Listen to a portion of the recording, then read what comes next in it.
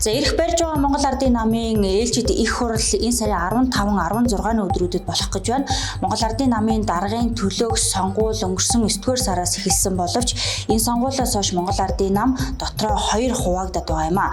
Тодорхойлж хэлбэл Монгол Улсын ерөнхий сайд Зандан шатрыг дэмжсэн парламентын 38 гишүүн байвал Улсын их хурлын дарга асан Амар Баясгалангийн талын парламентын 30 гишүүн гэдгээрээ 2 хуваагдсан юм.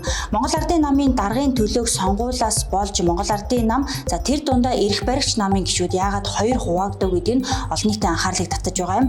Учир нь Монгол Ардын намын даргын төлөөх сонгуул гэдэг бол маш том эрх мэдлийн төлөөх сонгуул гэж үндсэндээ ойлгож байна. Ирэх барьж байгаа Монгол Ардын намын дарга болно гэдэг нь засгийн газар, улсын их хурал, хууль хяналтын байгууллага, орон нутаг, яам, агентлаг гэд бүх газар эрх мэдлийн нөлөөллөө тогтоох бүрэн боломжтой гэж ойлгож болно. Түүгээр зогсохгүй Монголын нийт ард иргэдийн эдийн засаг, амьдрал ах үгээд өдөр тутмын бүх үйл ажиллагааг хэрхэн өөрчилж болох вэ гэдэг эрх мэдлийг Монгол Ардын намын дарга өөртөө авна гэж товчхондоо ойлгож байна. Ийм ч учраас Монгол Ардын намын 9-р сард болсон баг хуралдааны дараа Монгол Ардын нам 2 хуваагдсан нь үүнтэй холбоотой. Тодорхойлж хэлбэл эрх мэдлийн төлөөх дотоод зодолтон гэж хэлж болно. Улсын их хурлын дарга асан Амар Баясгалан Монгол Улсын ерөнхий сайд Зандан шатарнаар өнгөрсөн 7 хоногт Монгол Ардын намын ээлжит даргын сонгуульд нэр дэвшихгүй гэдгээ ээлж дараалан зарлалаа. За улсын их хурлын дарга асан Амар Баясгалангийн хувьд 5 толгойн ордын бортыгийн уурхад эзэн суусан уу гэдэг маргаан нийгэмд өрнөд байгаа юм. За түүнийг тодруулж хэлбэл нүүрсний томоохон хулгайч гэж зарлсан гэж хэлж болно. За үүнтэй холбоотойгоор эрүүгийн цагдаагийн алба барилгатай тэмцэх газар за мөн прокурорын байгууллагаас яллах дүгнэлт үйлдэж эрүүгийн тусгай ангид зааснаар мөнгө угаасан бусдаас хэмжээний авилгал авсан гэх маш ноцтой хэрэгт холбогдуулан шалгаж байгаа. За түүний бүрэн эрхийг цаашид түтгэлзүүлэх асуудалж хөндөгдөж байгаа юм. За тэгвэл өнгөрсөн 7 хоногт улсын их хурлын гишүүн Амар Баясгалан прокурорын байгууллагад очиж мэдэгдэх хуудастай гарын үсэг зурснаар дээрх хэрэгт албан ёсоор шалгуулж эхэлсэн гэсэн юм.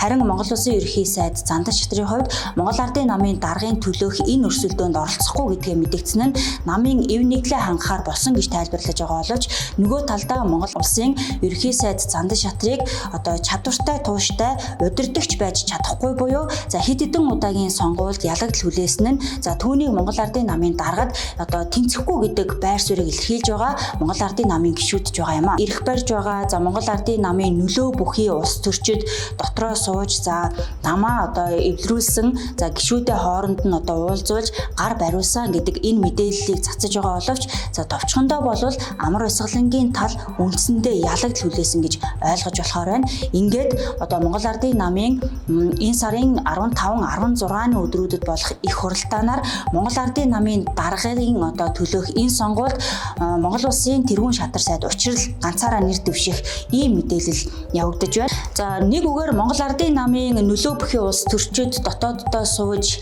за нэр дэвшихээр зэхэж байсан улсын их хурлын гишүүн Амар Баясгалан Монгол Улсын ерөнхий сайд Зандан шатар нарыг ээлж дараалан нэрийг нь татуулсан. За тэгвэл эдгээрийг эв нийтлийг хангах Монгол Ардын намын дараагийн шин шатанд хүргэх боломжтой хүнээр Монгол Улсын тэргүүн шатар сайд учрлыг нэрлэж байна. Тэрээр Монгол Ардын намын их хуралд Монгол Ардын намын дарагт өөрийгөө нэр дэвшүүлж өрсөлдөх за түүнийг нь Монгол Ардын намын их хурлын 2250 төлөөлөгч дэмжин гэдэг тохироог хөшгөний ард хийсэн байна. Энэ удаагийн Монгол Ардын намын 31 дахь их хуралдааны дараа Монгол Ардын нам дотооддоо бүтцийн томхон өөрчлөлтийг хийх үү гэдэг хүлээгдэл үүсэж байна. Өөрөөр хэлэх юм бол Монгол Ардын намд өнгөрсөн 8 жилийн хугацаанд даргалж байсан Монгол Ардын намын ерхий нарийн бичгийн дарга асан Амар Баясгалангийн хувьд эргэн тойрны хүмүүстэйгээ нийлж хулгайлан өөрт холбогдсон уу гэдэг асуудал өнгөрсөн 2 сар орчмын хугацаанд нийгэмд нэлээдгүй шуугиан тарьлаа. Тэгвэл Монгол Ардын нам дотооддоо эдээбэрээ шахахын тулд бүтцийн томоохон өөрчлөлт хийж Монгол Ардын намын нарийн бичгийн дарганар болон